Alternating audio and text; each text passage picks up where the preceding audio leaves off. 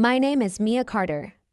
I'm 30 years old, and 1 month ago, my own father stood up at my younger sister's wedding and erased me in front of 150 people. I was standing in the back of the ballroom, behind the videographer's tripod, doing what I always do at family events, staying out of the way and pretending that didn't hurt. When my father picked up the microphone for his speech, I had this ridiculous hope that maybe, just this once, he'd remember he had 2 daughters. Out of habit, I flipped my phone to the voice memo app and hit record. That reflex, more than anything, is the reason you're hearing this story now. He tapped the glass with his fork. "To my daughter," he said, and my heart actually lifted for a second. Then he laughed. "I should say, my only daughter. This amazing woman up here is the pride of my life. That thing standing in the back?" He gestured vaguely toward me as hundreds of heads turned. "That was just a mistake I made 30 years ago. Honestly, we should have given her up for adoption when we had the chance." The ballroom erupted. Some people laughed because they thought it was a joke, some because everyone else did. A few looked away, embarrassed. No one stopped him. No one told him to sit down. I didn't cry. I didn't scream. I looked my father straight in the eyes, then slowly swept my gaze across the faces that had just watched my public execution and decided it was entertainment. Then I turned, walked out of the ballroom, through the lobby, and pushed through the revolving doors into cold, wind-whipped rain. On the sidewalk, water soaking through my dress, my phone still recording in my hand, I made myself a promise. This would be the last time they laughed at me without consequences. That night, I made 3 phone calls and sent 1 email that changed everything. 2 months later, my phone would light up with 68 missed calls and messages from the very same people who laughed, all screaming the same question: "What did you do to us?" Before I tell you what I did, how those 3 calls and 1 email turned my father's joke into his worst nightmare, tell me this. What time is it where you are right now, and where are you watching from? I want to see just how far the truth about my mistake of a life can travel. The morning after the wedding, I woke up on my couch in Boston still wearing the ruined dress, mascara crusted at the edges of my eyes, my phone on my chest. The first thing I did was press play on the recording.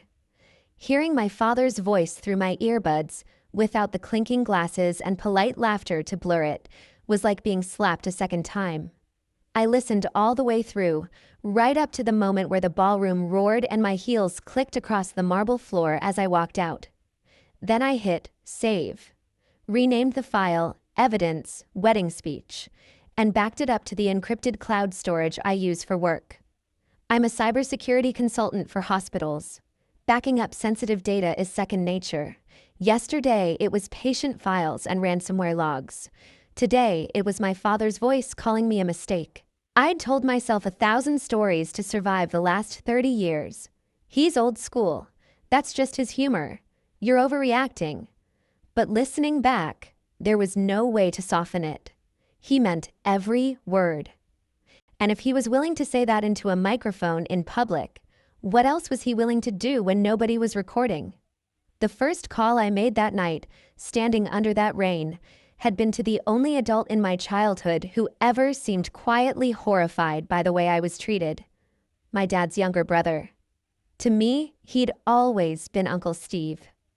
To the rest of the world, he was Stephen Harris, former co-founder of my father's company before he'd retired under mysterious circumstances 10 years ago. When he picked up, his voice was sleepy and worried.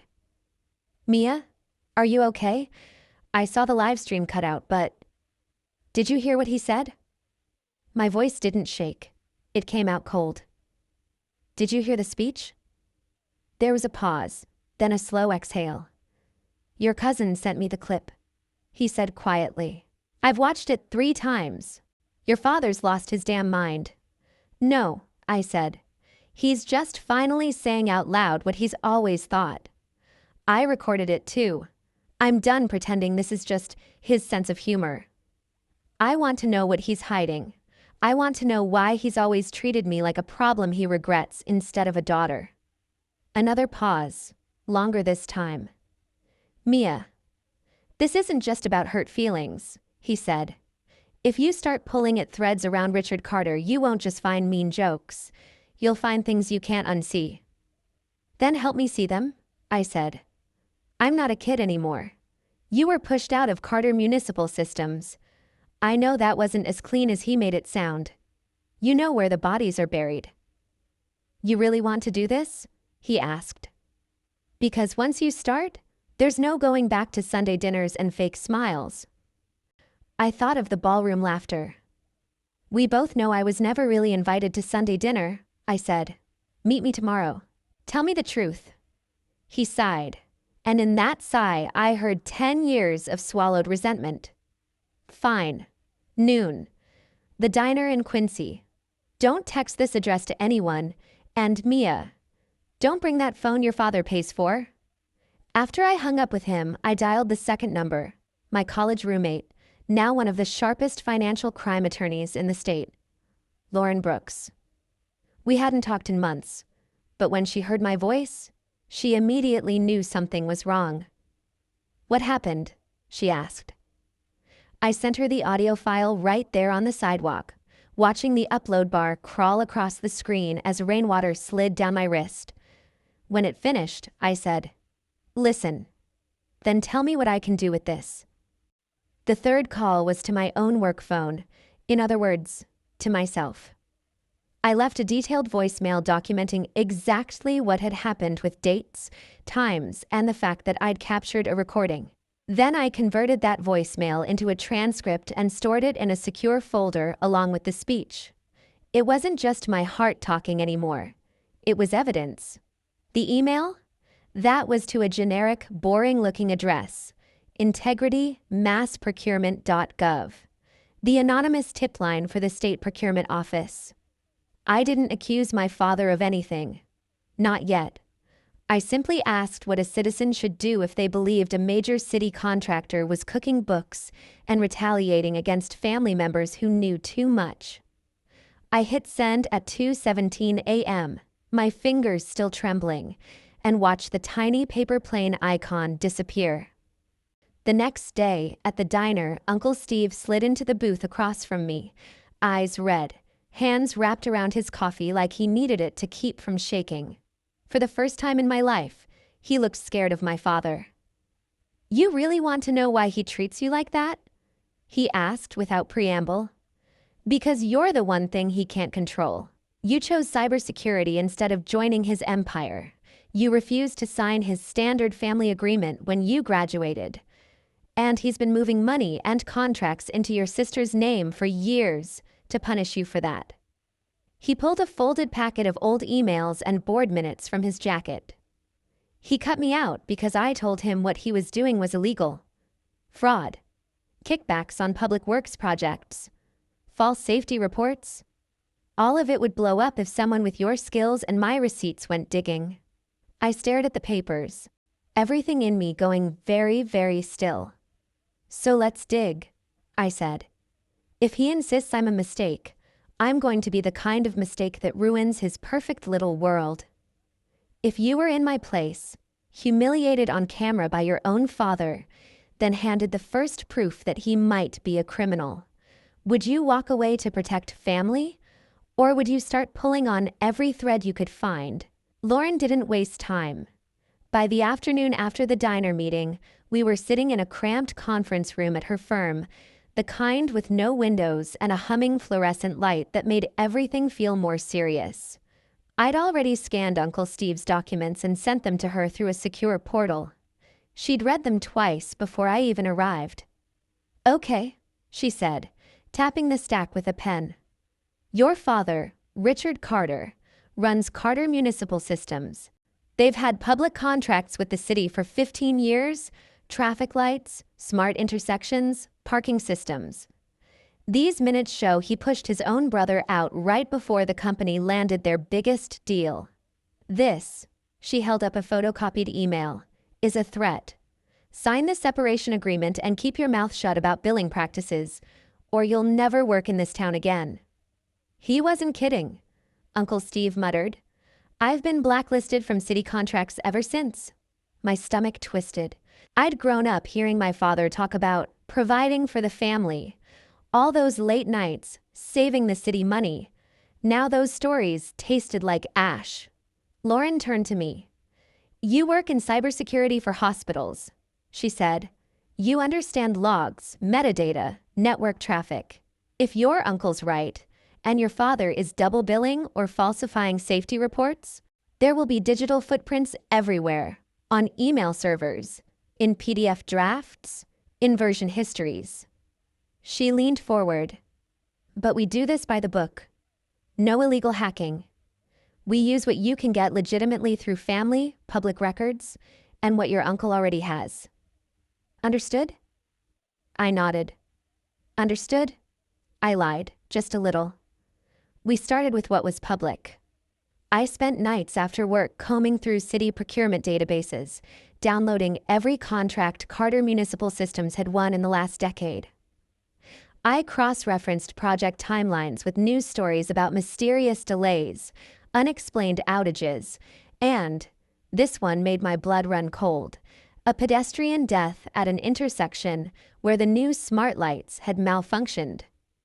At the same time, Uncle Steve requested his own personnel file and board correspondence from the years before he was pushed out, citing whistleblower protections. Some of it came back heavily redacted, but Laura knew exactly which black bars meant someone was hiding something they shouldn't. At her urging, I filed a formal request under the state's public records law for all safety inspections involving Carter Municipal Systems. Weeks passed. My days were filled with hospital security audits and employee phishing trainings, my nights with spreadsheets and PDFs, highlighter marks littering my kitchen table. The more I dug, the more a pattern emerged. Change orders signed on Fridays at 4:55 p.m., doubling the cost of projects without clear justification. Invoices for consulting services paid to shell companies with no websites, all registered to a P.O. box near my father's office. Repeated notes from city engineers about pressure from vendor to sign off quickly. Every time I connected a dot, I heard his voice again. That thing in the back? Just a mistake. One afternoon, I opened a spreadsheet showing the distribution of company shares. That's when his favoritism became more than emotional. It became financial. 5 years ago, my sister Hannah had been gifted a 25% stake in Carter Municipal Systems in recognition of her contributions to marketing and strategy. My name didn't appear anywhere.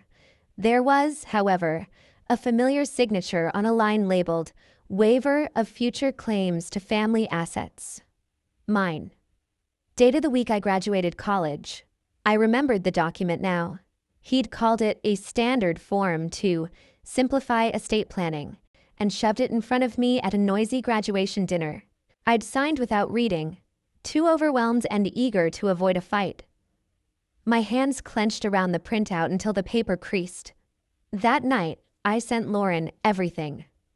He manipulated you into signing away your rights so he could funnel assets to your sister, she said over the phone. It's disgusting, but it may also be leverage, especially if we can show a pattern of coercion and retaliation. Retaliation like humiliating me publicly to make sure I never challenge him, I said. Exactly, she replied. We built a timeline. My graduation, the waiver, Uncle Steve's forced exit, the big city contract, the malfunctioning lights, the wedding speech. The line from family joke to weapon became painfully clear. 2 weeks into our deep dive, I got an email from the procurement integrity inbox I'd messaged after the wedding. It wasn't a form auto-response this time. It was from a real person, a compliance officer named Mark Dalton, asking if I'd be willing to speak confidentially about potential irregularities involving Carter Municipal Systems. I stared at the screen for a long time. This was it. The moment where my private, petty-seeming family humiliation collided with actual law.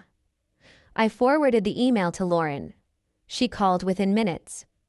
If you talk to them, Mia, this stops being just a revenge fantasy, she said. It becomes a whistleblower case. Are you ready for that? For subpoenas? For hearings? For your family knowing it was you? I thought of my father raising his glass, the room erupting. I thought of my mother looking away instead of stepping in, of my sister laughing along so she didn't ruin her wedding vibe. He decided to make me the villain in his story a long time ago, I said. If I'm going to be the villain, I might as well be the one who tells the truth. I agreed to the meeting. We scheduled it for 3 weeks out to give Lauren time to prepare. In those 3 weeks, the energy in my parents' house, where I still technically rented the small attic apartment, shifted from chilly to paranoid. My father started locking his home office. My mother jumped every time the landline rang. Whispered conversations died the second I walked into the kitchen.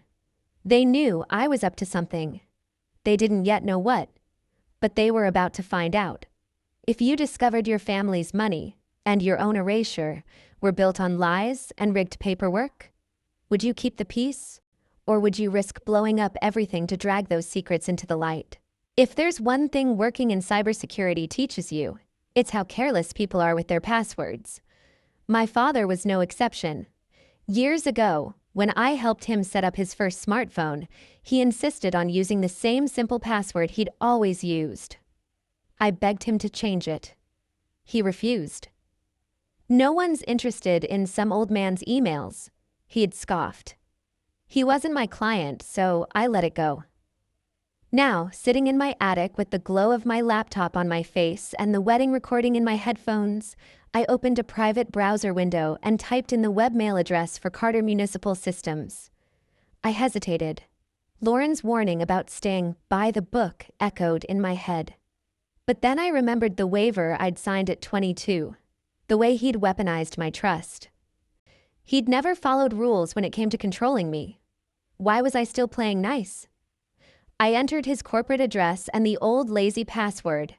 The inbox loaded. Hundreds of messages, contract negotiations, forwarded jokes, a few all-staff memos where he congratulated my brilliant daughter Hannah on a presentation. Nothing about his mistake of a daughter, of course. I didn't snoop for the fun of it. I set up a simple, silent rule. Any email he sent or received with certain keywords, audit, inspection, change order, my name, would automatically forward to a new encrypted account I'd created under a random alias. Then I logged out. If he ever got breached, there would be no obvious trace back to me. Within days, the forwarded emails began to trickle in. A thread with a city engineer pushing back on signing off early. My father replying, "We've taken care of your supervisor, don't worry about it." An exchange with a banker about moving that last chunk into HC's trust before year-end. HC could only be Hannah.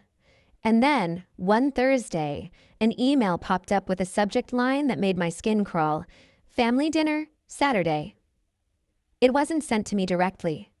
It was from my father to my mother and sister. "We need to bring Mia back in line before she does something stupid," he'd written. "Let's keep it calm.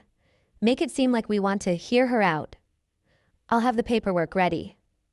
My mother replied, "Are you sure this will work?" My sister, "It's my first weekend back from the honeymoon, Dad. Can we not make this a war?" My father, "It's already a war. She just doesn't know the rules." Saturday, 7 p.m. "That restaurant she likes? She'll come if you invite her." I didn't know what paperwork he meant, but I knew I wasn't walking into an ambush unprepared. When my mother knocked on my attic door that night and asked, in her careful, brittle voice, if I'd like to have a nice family dinner to clear the air, I smiled. "Sure," I said. "I'd love that." On Saturday, I arrived at the restaurant 10 minutes early with a small USB drive in my purse and a printed transcript of the wedding speech folded in half. The hostess led me to a private room in the back. My parents and my sister were already seated. 3 sets of eyes turned toward me with varying shades of guilt, annoyance, and fear. "Mia," my father said, standing up just enough to look like he had manners. "You look presentable. You look exactly like a man who shouldn't reuse passwords," I thought, but I just took my seat. After a few minutes of fake small talk, he got to the point. He slid a manila envelope across the table. "I asked you here because I'm worried about you," he said, using his concerned father voice. "You've been emotional since the wedding, saying some things to extended family that could hurt our reputation. I'd like us all to move forward." Inside the envelope was a non-disclosure agreement, a very aggressive one.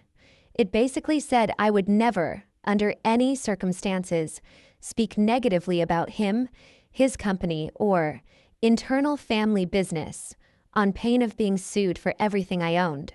In exchange, he was offering me a check for an insulting amount and a temporary reduction in rent for the attic. He wanted to buy my silence cheap. "So let me get this straight," I said calmly. "You humiliate me in public, call me a mistake into a microphone, and your solution is that I sign a legal document promising never to talk about it?" He shifted in his seat. "It was a joke," he said. "People knew I didn't mean it. You're making a big deal out of nothing." "Really?" I pulled the folded transcript from my purse and slid it across the table. "Because this is word for word what you said. My phone recorded it. So did the videographer. I've backed it up 6 different ways, and I've already shared it with an attorney and a state procurement officer, who both think it shows a pattern of psychological abuse and retaliation." My mother sucked in a breath. My sister stared at me like she'd never seen me before. My father's face went from pink to a deep, dangerous red. "You what?" he asked. I didn't flinch. "You've been moving assets into Hannah's name, cutting out your brother, strong-arming city officials, and using my existence as a punchline," I said. "You made 3 mistakes, Dad. The first was underestimating how much I pay attention. The second was assuming I'd never fight back. And the third," I pulled the small USB drive from my purse and placed it on the table, "was leaving a trail." He didn't touch it. "What's on that?" he asked tightly. "Enough," I said. "Enough emails, enough contracts, enough side agreements, enough to make some very serious people very interested in how Carter Municipal Systems does business." The room went silent except for the noise of the restaurant outside. Finally, my sister spoke, voice thin. "You're going to destroy us," she whispered. "You're going to destroy everything he built." I looked at her. "He already destroyed me," I said. "I'm just done pretending I deserve it." I stood up, leaving the NDA untouched.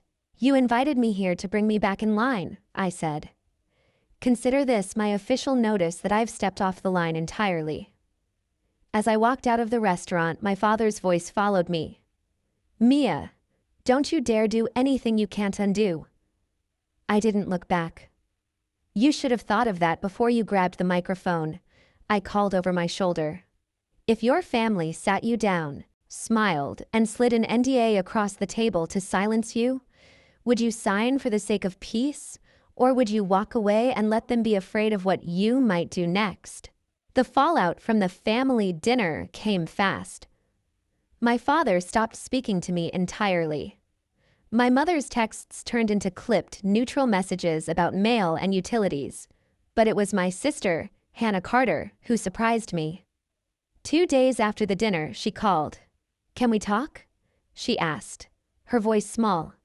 We met, not at a cafe like in some cliché movie, but at the climbing gym where I usually went to get out of my own head. On weekdays, it was mostly empty. We sat on the crash mats under a wall of brightly colored holds while a pop playlist hummed in the background. Hannah looked out of place in her designer leggings and pristine sneakers. "You picked an interesting battleground," she said, glancing up at the wall. "You picked a convenient time to remember I exist," I replied. She winced. "Okay, I deserve that." For a moment, we just sat there, Two women who shared DNA and almost nothing else. Hannah was everything my parents bragged about. Polished, agreeable, the perfect marketing director for my father's company. I was the one who broke things for a living and told people where their security sucked. I didn't know he was going to say that at the wedding, she blurted. I wouldn't have let him. You laughed, I said. You looked right at me and laughed. She flushed. I panicked, okay? Everyone was staring at me. It was my wedding night and he was drunk and I thought if I made it seem like a joke, maybe it wouldn't be so awful. How did that work out? I asked. Does it feel less awful now? She swallowed hard. No. A beat. But Mia, going to lawyers? Talking to state offices? You're taking this too far. I pulled a printout from my bag. Not of my father's speech this time, but of the shareholder registry I'd found. I tapped the line with her initials. He gave you a quarter of the company, I said. Meanwhile, he tricked me into signing away my rights by calling it standard paperwork. You want to talk about too far? She stared at the paper, her face draining of color. I didn't know about this, she whispered. He told me you weren't interested in the business, that you said you didn't want anything from him. I said I didn't want to be his employee, I corrected. I never said I didn't want a father. She looked up at me, eyes shining. He paid for my wedding, she said. He paid for grad school. When I didn't get that first promotion, he created a position for me. I thought he was just being supportive. He was buying your loyalty, I said gently. And punishing me for not being buyable. She hugged her arms around herself. So what now? She asked. You burn everything down and call it justice? I don't want you homeless, Hannah, I said. I don't want you punished for things you didn't know, but I am done letting him get away with hurting people and hiding behind family. The city deserves to know if his systems are unsafe. His employees deserve to know why your uncle disappeared. And I deserve not to be called a mistake by the man who created me. He's still our dad, she said, desperate. He's the only one we've got. No, I said quietly. He's the only father we share by blood. That's not the same thing. We sat in silence for a while, listening to someone fall off a rote and land on the mat with a soft thud. Finally, Hannah spoke again. If you go through with this, she said, he'll come for you. Legally, emotionally, whatever he can. He'll say you're unstable. He'll tell everyone this is because you're jealous of me. He's been saying that my whole life, I said. The difference is, this time I have receipts. She nodded slowly, then stood. I can't help you, she said. Not openly. I owe him too much. He can ruin my career. She hesitated, but Mom's been hiding things too. Bank statements, letters from the city. She keeps them in a locked drawer in her office at the district building. If you want to know how deep this goes, that's where I'd look. I stared at her. Why are you telling me this if you're not on my side? She gave a sad little smile. I didn't say I wasn't on your side, she said. I said I can't look like I am. As she walked away, I realized the golden child wasn't as blind as I'd thought, just more entangled. If your sibling told you they couldn't stand with you in public but quietly handed you the key to the next secret, would you hate them for their cowardice or see it as the only courage they can afford? My mother, Linda Carter, had spent her career in education. By the time all of this happened, she was an assistant superintendent for the school district, polished, diplomatic, and very good at pretending problems didn't exist if acknowledging them would rock the boat. Her office was on the third floor of a bland administrative building near downtown. I'd been there a few times to drop off forgotten lunches as a teenager. I'd never gone there to confront her as an adult. I called and asked if we could talk. I'm busy, she said automatically, then sighed. Come by at 4. We'll have a few minutes before my board prep. At 4 o'clock sharp, I walked past the receptionist, up the elevator, and down the hall lined with student artwork and motivational posters. My mother's door was half closed. I knocked and stepped inside. She looked smaller behind the big desk than she did at home. Her professional mask slipped just a little when she saw me. "Mia," she said. "This isn't a good time. There's never a good time to admit your husband might be a criminal," I said, closing the door behind me. "We should start anyway." Her eyes flashed. "Watch your tone," she snapped. Then, more quietly, "What do you want?" I sat down without being invited. "I talked to Hannah," I said. "She told me you keep financial documents in a locked drawer. Statements, letters from the city. Things you don't want Dad to know you still have." My mother's hand twitched toward the drawer so fast it was almost funny. "You had no right to stand there at that wedding and let him call me a mistake," I cut in. "You had no right to help him hide money and push people out and pretend you didn't know, because it kept the house nice and the vacations paid for." She slumped back, the fight draining out of her shoulders. For the first time, she looked tired, old. "You don't understand the position I'm in," she said. "He controls everything, the house, the retirement accounts, your tuition, Hannah's. If I push too hard, he threatens to cut us off, to leave and take it all. Do you know what it's like to build your whole life around someone who can ruin you with one signature? Do you know what it's like to grow up in that house?" I shot back. "To learn that love is conditional and humiliation is just joking? To watch you look away every time he went too far?" Silence hung between us for a long moment. Then my mother whispered, "Open the drawer." I paused. "What?" "Open it," she repeated, voice flat. "If you're going to tear this apart, you might as well see the whole mess." I walked around the desk. She unlocked the drawer with a small silver key and slid it open. Inside were neatly labeled folders: House Refi 2018, College Funds, Carter Municipal, Miss C. I pulled out the last one. Inside were copies of letters from the city procurement office, raising serious questions about billing discrepancies. A warning notice about potential suspension from future contracts if issues weren't resolved. A handwritten note in my father's unmistakable scrawl: "Don't worry, I'll handle this." Underneath those, bank statements showing large transfers from business accounts into a trust with my sister's name on it, and withdrawals from what was supposed to be a college fund in my name. Dates matched major family emergencies I vaguely remembered: sudden trips, mysterious cash-only repairs. "He pulled money from my education to plug holes in his fraud," I said numbly. "You co-signed these?" My mother's signature sat next to my father's on several documents. "He said we'd put it back," she whispered. "He said it was temporary. And you got your scholarship for cybersecurity, so I thought." Her voice trailed off. "It was easier not to think at all." I flipped to the back of the folder and froze. There, stapled to a letter from the city, was a copy of my own waiver, the one I'd signed at graduation. The attached note from my father to my mother read, "Once this is signed, she's off the table legally. Focus on H's stake. She's the future." My mother looked like she might be sick. "I didn't see that note before," she whispered. "He didn't show me everything." "But you saw enough," I said softly.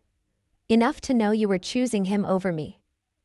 Tears filled her eyes, but she wiped them away angrily. "Do you think I had real choices, Mia?" she asked. "I married him at 22. I didn't finish my degree until you were in middle school. He controlled the money, the mortgage, the retirements. If I left, where was I supposed to go? How was I supposed to take care of you? You were supposed to stop him from tearing me down every time he got bored," I said. "You were supposed to draw a line somewhere. Even if you couldn't leave, you could have said, 'Not my child.'" Instead, you locked the evidence in a drawer and prayed it would disappear." She sagged. "What are you going to do with this?" she asked, nodding at the file in my hands. "I already have a meeting with the state compliance officer," I said. "And Lauren thinks there's a strong whistleblower case. This folder just made it stronger." My mother stared at the window behind me, eyes unfocused. "He will lose everything," she said. "The contracts, the company, maybe even his freedom." "He should have thought of that before he decided laws were for other people," I replied. "And before he decided his daughter was disposable." She swallowed. If I give you my own statement," she said slowly. "If I admit what I've seen, maybe it will show I'm cooperating. Maybe they'll go easier on me." "Maybe," I said. "I can't promise anything, but it will show the truth. That he didn't just make mistakes. He made choices. Over and over." For the first time, my mother looked directly at me, really looking, as if she were seeing the adult I'd become instead of the child she'd failed. "I am so sorry, Mia," she said, voice breaking. "Sorry isn't a time machine," I replied. "But if you mean it, you'll back it up in writing." That night, in my attic, I added my mother's documents to the growing digital case file and typed up a summary of what she'd told me. Every keystroke felt like hammering another nail into the coffin of the life we'd pretended was normal. If you discovered your parent had looked away from your pain for years because it was easier than losing their lifestyle, and now they wanted your help to save themselves, would you shut the drawer and walk out? Or would you use what they handed you to finally force the truth into the open? 2 months after my father stood up at my sister's wedding and called me a mistake, my phone wouldn't stop vibrating on my desk. It was a Tuesday. I was in the middle of a hospital phishing awareness training when my bag started sliding across the floor from the constant buzzing. During the break, I checked the screen. Dozens of missed calls from Mom, Dad, Hannah, and relatives I barely spoke to. Our family group chat was on fire. Messages flew past. "What did you do to us?" "They're freezing the accounts." "Call your father now." A news alert popped up. "City suspends contracts with Carter Municipal Systems pending fraud investigation." There was a photo of my father in a suit, jaw tight, heading into the state attorney general's office. The quiet whistleblower meeting I'd had weeks earlier, with Lauren at my side and Mark Dalton across the table, was now a full-blown storm. I'd given them everything. The emails, contracts, billing patterns, safety letters, bank statements, my uncle's documents, my mother's files, the waiver, and the wedding recording. They hadn't promised outcomes. They'd simply said, "We'll investigate." Clearly, they had. In the stairwell, I listened to voicemail. My father's message came first, furious. "They raided the office, took the servers. The bank froze our accounts. You've destroyed your own family because you couldn't take a joke." Delete. My mother's was tearful, begging me to tell investigators I'd forced her to open that drawer. Hannah's voice shook as she talked about the frozen trust, the condo down payment, reporters calling her office. "I know you talked to them. Please call me back. I need to understand." I just held the phone and breathed. This was the price of pulling every thread. My father requested a meeting through counsel. We ended up in a small conference room at his lawyer's office. Him and his attorney on one side, me and Lauren on the other. He looked older, edges of his confidence fraying. "You did this?" he said.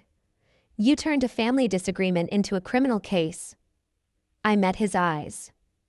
"This isn't about hurt feelings," I said. "It's about fraud, bribery, falsified safety reports, and using family as cover." The speech just made it easier for me to stop pretending. He tried to guilt me with my mother's situation, my sister's frozen trust, the collapsing company. "In every story I tell, you'll be the ungrateful daughter who betrayed us," he said. I shrugged. You've been telling a twisted version of me my whole life. The difference now is, I have my own story. And evidence. In the end, he took a plea deal. The charges were serious: fraud, bribery, falsifying safety reports. He still went to prison, just for fewer years than he might have. Carter Municipal Systems lost its city contracts. Uncle Steve negotiated to buy a small, clean piece of the business under heavy oversight. My mother cooperated fully, avoided charges, but had to quietly resign from her school district job and move into a smaller place. She started therapy, finally trying to understand why she'd looked away for so long. Hannah lost the condo and a good chunk of her financial safety net. For months, she only spoke through lawyers. Then, one day, she walked into my climbing gym in an old t-shirt and rental shoes. "I read the reports," she said.